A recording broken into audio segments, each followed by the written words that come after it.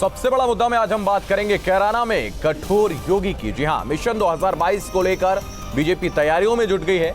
2022 के चुनावी संग्राम के बीच सीएम योगी ने एक बार फिर से मास्टर स्ट्रोक खेलकर विपक्ष को तगड़ा झटका दिया है और मुख्यमंत्री कैराना दौरे के दौरान पलायन करने वाले पीड़ित परिवारों के लोगों से उन्होंने मुलाकात भी की। 2016 में जिन परिवारों को जो जख्म मिला था उन जख्मों पर मरहम लगाने खुद मुख्यमंत्री योगी आदित्यनाथ कैराना पहुंचे। चुनाव तारीख की घोषणा से पहले मुख्यमंत्री के इस दौरे पर विपक्ष भले ही सवाल करे, लेकिन सीएम योगी सबको दरकिनार करते हुए बीजेपी नेताओं के साथ कैराना के उस इलाके में पहुंचे जहां 2016 में पलायन की बात कही गई। सीएम योगी उन परिवारों से मिले जिन्हें अपना घर छोड़कर जाना पड़ा था। मुख्यमंत्री ने सभी को हर संभव मदद के साथ पूरी सुरक्षा का भरोसा भी दिया। दंगाइयों अपराधियों को सख्त चेतावनी दी। सीएम के इस दौरे से पश्चिमी उत्तर प्रदेश में इस बार मौका तलाश रहे विपक्ष की चिंता बढ़ना लाजमी है।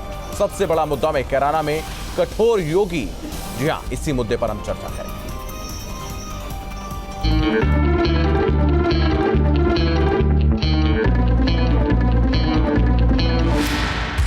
किसी अपराधी और किसी माफिया की हैसियत नहीं कि वो सिर उठा करके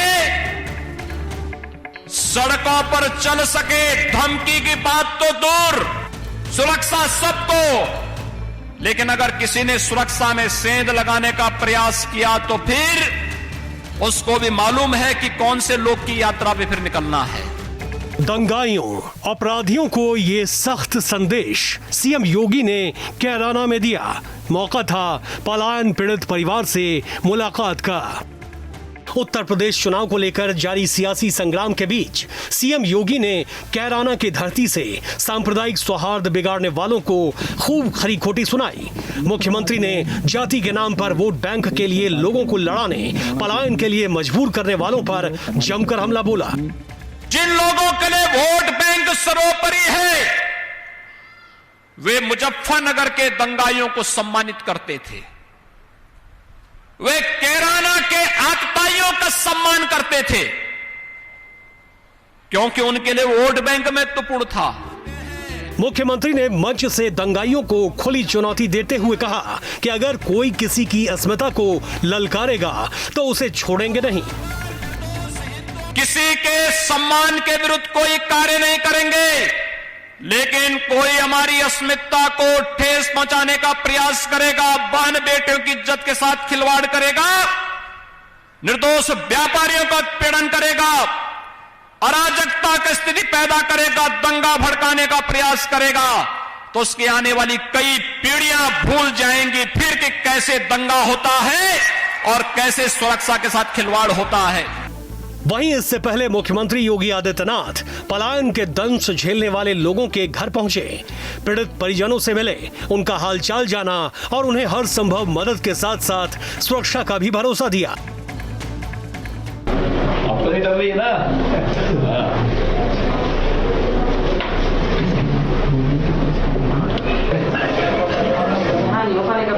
हिम्मत से काम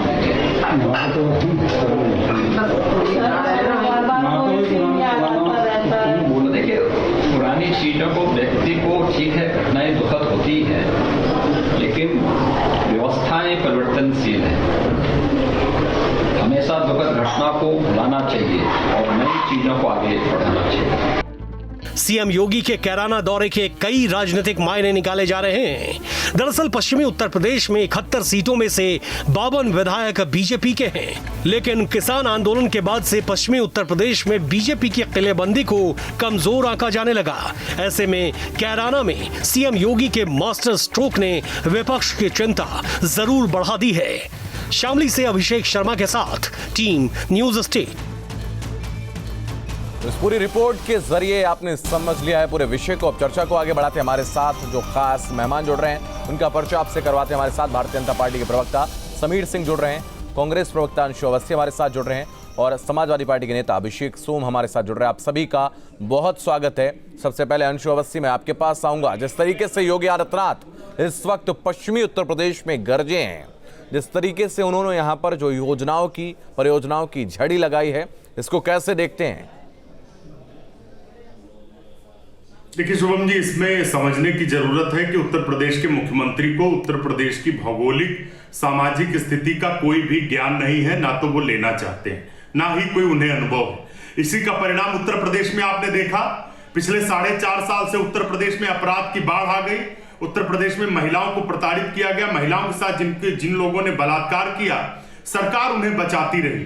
तो दरअसल उन्हें अपने दायित्वों का भी बोध नहीं है। और आज उन्हें याद आई है कैराना की। याद करिए, जब समाजवादी पार्टी की सरकार के समय में जब दंगे हुए, उस समय भारतीय जनता पार्टी ने तो उनको टिकट देकर नवाजा, उन लोगों को जो दंगा आरोपी लोग थे। उत्तर प्रदेश में उत्तर प्रदेश के मुख्यमंत्री हर मोर्चे पर विफल होने के बाद, कोरोना में लोगों को ऑक्सीजन और बेड न दे पाने के बाद, नौजवानों को रोजगार न देने के बाद, अब सिर्फ और सिर्फ धर्म और जात की राजनीति पर उतरे हैं। लेकिन हम उनको याद दिला देते हैं कि ये गांधी का देश है, यहां पर कोई भी मुख्यमंत्री का षड्यंत्र काम चलने वाला नहीं है। भाषा है मुख्यमंत्री की, जिस तरीके से वो मंचों से जो भाषा बोलते हैं, ये भाषा होती है एक मुख्यमंत्री की।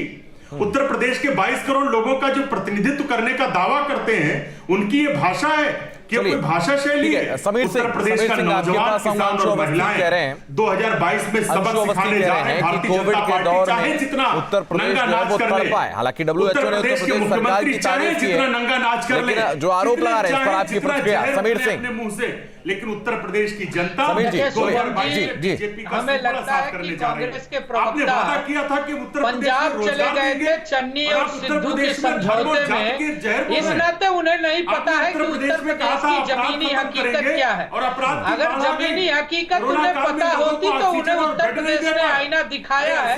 राहुल गांधी को उत्तर प्रदेश ने हरा के वायनाड भेज दिया, रायबरेली और अमेठी से। तो कांग्रेस के प्रवक्ता इस तरह से बौखला है, उनकी बेचैनी ये बताती है कि कांग्रेस आप उसको चुप करा दीजिए, बोल दीजिए कि जरा सुन ले सवाल का जवाब। अंशु जी, मैंने सबसे पहले शुरुआत आपसे की, अब सुन लीजिए, समीर जी को सुन लीजिए। अंशु अवस्थी, जवाब ले लो। उत्तर प्रदेश में प्रियंका गांधी जी कांग्रेस पार्टी, अंशु अवस्थी सुन लीजिए। पागलपन है, किसानों पर जो अत्याचार का उस पर देखिए, अंशु अवस्थी रुक जाइए, जहर उगल रहे हैं। अंशु अवस्थी रुक जाइए। देखिए, आरोप और प्रत्यारोप के बीच डिबेट का रुख बदल जाता है। अंशु अवस्थी रुक जाइए। मैंने शुरुआत आपसे की, अब सुन लीजिए, भारतीय जनता पार्टी के प्रवक्ता को सुन लीजिए। बोलिए समीर सिंह, बोलिए। उत्तर प्रदेश में लोगों की आय घटकर आधी रह गई। उत्तर प्रदेश में रुक जाइए अंशु अवस्थी रुक जाइए। उनकी जिम्मेदारी थी कि वो समीर जी बात करिए। समीर जी आप बोलिए। चलिए, उनकी माइक तो गिराइए, बंद करिए उनकी माइक। रोजगार के लिए समीर जी आप अपनी बात पूरी करिए। समीर जी आप अपनी बात पूरी करिए। जहर की भाषा उगल रही है। शुभम जी, उत्तर प्रदेश के अंदर कैराना वो जगह है जहां कांग्रेस ने समाजवादी पार्टी के साथ मिलकर सरकार चलाई थी और 2017 में बलात्कारी गायत्री प्रजापति की विधानसभा से राहुल गांधी और अखिलेश यादव ने चुनाव प्रचार की शुरुआत की थी। समाजवादी पार्टी की सरकार में 108 दंगे होते हैं, कैराना में पलायन होता है। उत्तर प्रदेश के अंदर कैराना से 346 परिवार पलायित हुए थे। सहारनपुर रहा हो, कैराना रहा हो, शामली रहा हो। पिछले 5 सालों में योगी आदित्यनाथ जी की सरकार में पलायन बंद है। अपराधी और माफिया और गुंडे जेल के शिक्षों के अंदर है। उत्तर प्रदेश में कानून का राज है। ठीक है। आदरणीय योगी जी ने आज वही कहा है कि हमने सबके साथ सबके विकास की बात कही है, उत्पीड़न किसी का नहीं, लेकिन पलायन भी नहीं होगा। जो भी ये काम करेगा उसके साथ हम कठोरता से निपटेंगे। ठीक है, मैं वापस आऊंगा आपके पास। अभिषेक सोम हमारे साथ जुड़े हैं। रुक जाइए अंशु जी, रुक जाइए। मैं वापस आता हूं। देखिए, सबसे ज्यादा समय आपको दिया। रुक जाइए अब रुक जाइए आप। अभिषेक सोम, मैं आपके पास आऊंगा। अभिषेक सोम, सवाल आपसे यही है कि जिस तरीके से आपकी सरकार के दौरान जो दंगे हुए थे उसका भी जिक्र मुख्यमंत्री ने किया और उन्होंने कहा कि जो लोग पलायन यहां से करके गए थे वो आज वापस वहां पर आए हैं, उनके परिवार से मिले भी थे मुख्यमंत्री, और अब वहां पर पीएसी की बटालियन भी आने वाले वक्त में रहेगी। और जिस तरीके से जो पूरा पश्चिमी उत्तर प्रदेश दंगों की आग में झुलसा था उसको निकालने के बाद विकास के पथ पर अग्रसर करने की बात कह रहे हैं मुख्यमंत्री।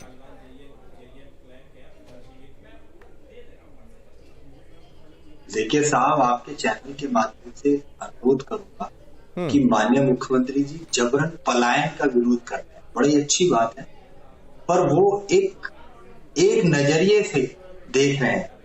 जबरन धर्मांतरण, जबरन पलायन किसी हिंदू का भी गलत है, किसी मुसलमान का भी गलत है, तो उनको दोनों पक्षों को देखना चाहिए। ये तमाम ऐसी चीजें देखनी चाहिए। उनके नेता कहते हैं जबरन धर्मांतरण करा देंगे, घर वापसी करा देंगे, इस तरह की ये योजनाएं चला रहे हैं, क्योंकि और तो कोई योजना इनके पास है नहीं, कोई विकास कार्य किया नहीं नई योजना है जिस योजना का आप जिक्र कर रहे हैं, उसको ध्यान में रखते हुए उत्तर प्रदेश का चुनाव वो लड़ नहीं सकते हैं। सरकार की तरफ से तो ऐसी कोई योजना नहीं चलाई गई है जिसका आप जिक्र कर रहे हैं, तो इनके पास कोई मुद्दा नहीं। नहीं, योजना है इनके। जब नेता कहते हैं, इनके सांसद कहते हैं कि हम जबरन धर्मांतरण करा देंगे, जबरन घर वापसी कार्यक्रम में खुल के शामिल होते हैं, हर्षोल्लास से घोषणा करते हैं। समीर जी जवाब दीजिए। तो मैं तो कहूंगा, मैं तो केवल इतना कहूंगा, मुख्यमंत्री जी को दोनों पक्षों की सुननी चाहिए। जबरन धर्मांतरण भी गलत है, जबरन पलायन भी गलत है।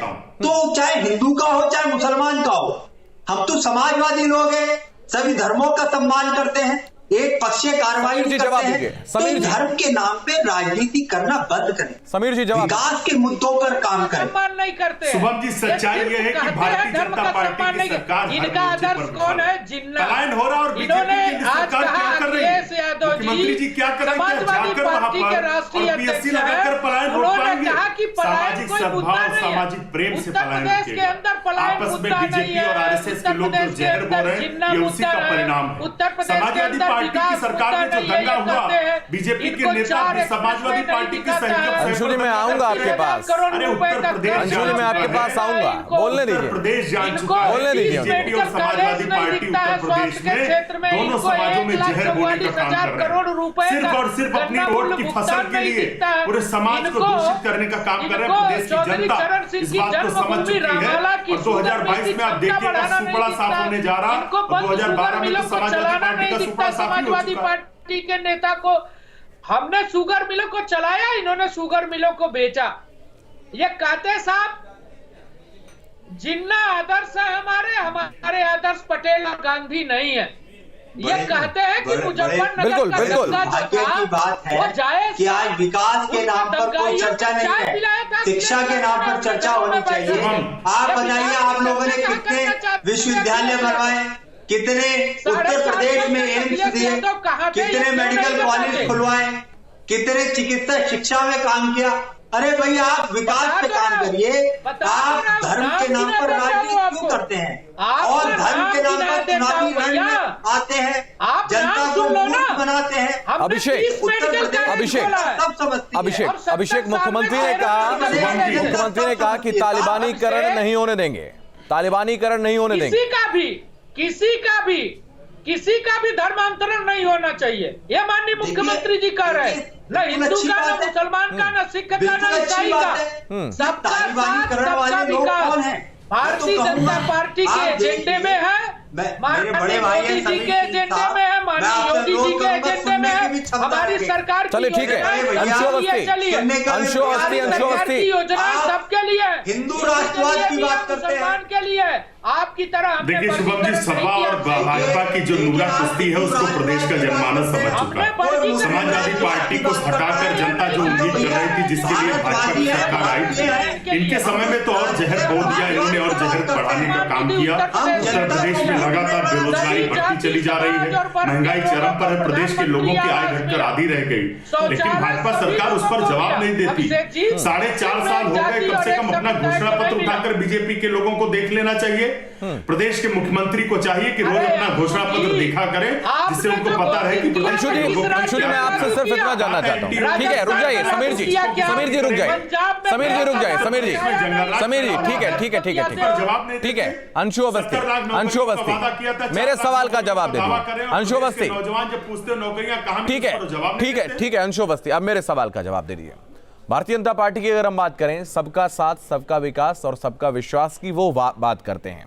आपकी अगर बात करें, इस बार आपकी पार्टी जो है वो आधी आबादी को प्रमुखता से सामने रख रही है, 40% महिलाओं को टिकट देने की बात कर रही है, लेकिन विपक्ष का कहना है चाहे वो भारतीय जनता पार्टी हो, चाहे बहुजन समाज पार्टी हो, चाहे वो समाजवादी पार्टी हो। उनका कहना है कि आपको 40% महिलाओं को टिकट बांटने के लिए प्रत्याशी तक नहीं मिल रहे हैं। देखिए शुभम जी, हम तो ये कहते हैं कि उन लोगों को ये सवाल करने के बजाय ये बताना चाहिए कि वो महिलाओं को प्रतिनिधित्व कितना देंगे।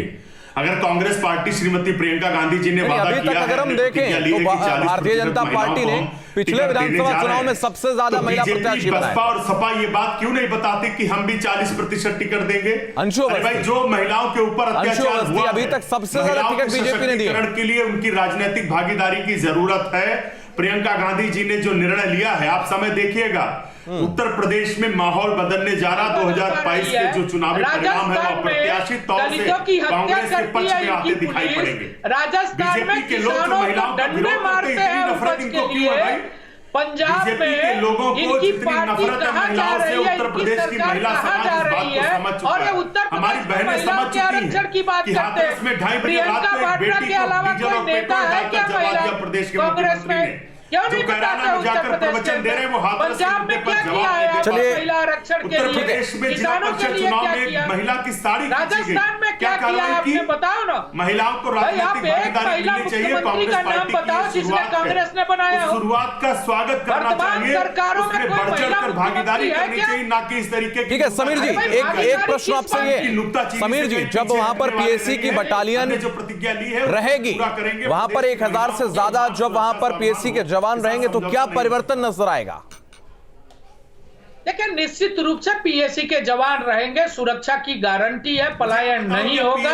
माननीय योगी जी ने आज भी कहा है हम पीएसी की बटालियन भी खोल रहे हैं, सहारनपुर में एटीएस का ऑफिस भी, दफ्तर भी खोल रहे हैं, सब कार्यालय खोल रहे हैं, और उत्तर प्रदेश के सभी क्षेत्रों में, इसीलिए मैं कह रहा हूं पूरब से लेकर पश्चिम तक के क्षेत्रों का हम विकास कर रहे हैं। बीजेपी के लोग ये नहीं जानते 30,000 महिला आरक्षियों की भर्ती किया हमने, कम से कम 1.25 लाख पुलिस की भर्ती किया, उसमें से 30 लाख महिला अभिषेक अंशुवस्ती, समीर सिंह, आप सभी का इस खास कार्यक्रम में जुड़ने के लिए बहुत धन्यवाद। तो सवाल यही खड़ा होता है कि जिस तरीके से जब समाजवादी पार्टी की सरकार थी उस दौरान जो दंगे भड़के थे, उसके बाद बहुत सारे लोगों ने पलायन भी किया था, अब वो लोग वापस घर आए। उन तमाम पलायन से पीड़ित थे, उनसे मुख्यमंत्री ने मुलाकात भी की और सीएम से मुलाकात के बाद जो पलायन पीड़ित थे वो बेहद खुश नजर आए। सीएम से मुलाकात करने के वाले विजय मित्तल से हमारे संवाददाता अभिषेक शर्मा ने खास बातचीत की, वो भी हम आपको सुनाते हैं। मेरे साथ विजय मित्तल हैं, जिनसे मिलने मुख्यमंत्री योगी आदित्यनाथ आए थे, और शामली के विधायक तेजेंद्र नरवाल भी हैं। बड़ी मुश्किल से विजय हमसे बात करने के लिए तैयार हुए हैं। विजय, कितना सुकून महसूस करते हो? पहले से और अब में तो काफ़ी सुकून है सर। हम लोग अपना व्यापार अच्छी तरीके से भली भांति सुचारू रूप से चला पा रहे हैं, बेखौफ हो गए अपने काम को कर पा रहे हैं। तो हर किसी को अपनी पूंजी छोड़ने में, अपना होम टाउन छोड़ने में तकलीफ़ होती है। आज अपने शहर में आके बड़ी खुशी महसूस होती है कि हम लोग वापस आ गए। सर, आपके भाई अभी भी एक सूरत में बिजनेस कर रहे हैं? हाँ, अभी वहाँ पर थोड़ा बहुत बिजनेस है तो वो धीरे धीरे कर रहे हैं, लेकिन आगे की स्थिति को देखते हुए अगर ऐसा अपने आप को सेफ महसूस करेंगे तो शायद वो भी आ सकते हैं कल। योगी आदित्यनाथ आज पीएससी के कैंप की घोषणा कर गए हैं, आपसे भी बात की, तो आपसे बात में उन्होंने क्या क्या आपको भरोसा दिलाया? उन्होंने मेरा उत्साह बढ़ाया, हिम्मत बढ़ाई, साहस बढ़ाया कि जब तक हम लोग हैं आपको घबराने की, डरने की, किसी भी तरीके की कोई ज़रूरत नहीं है। आप बेखौफ हो गए, निडर हो गए, अपना कार्य कर सकते हैं। तो जर्नलिस्ट नवीन पाल के साथ अभिषेक शर्मा, कैराना। तो पश्चिमी उत्तर प्रदेश में मुख्यमंत्री योगी आदित्यनाथ खुद उतरे हैं और क्या 22 के महासमर में पश्चिमी उत्तर प्रदेश भारतीय जनता पार्टी को विजय श्री दिलाने में क्या सहयोग करेगा, ये भविष्य के गर्भ में है। इस खास कार्यक्रम में फिलहाल इतना ही। आप लगातार बने रहिए न्यूज़ स्टेट के साथ।